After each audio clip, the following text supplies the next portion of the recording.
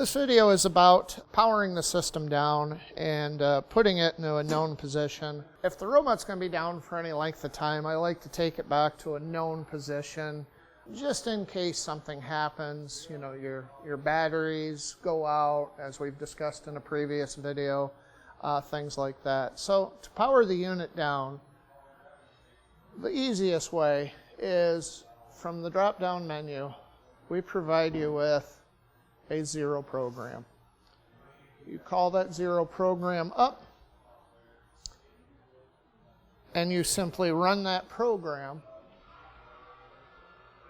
and this takes the robot back to its zero position. That's the same position we put it in for a battery change. The robot is in zero position, and at this point you can shut the welder off, you can shut the tablet and the controller off, and you should be good to go.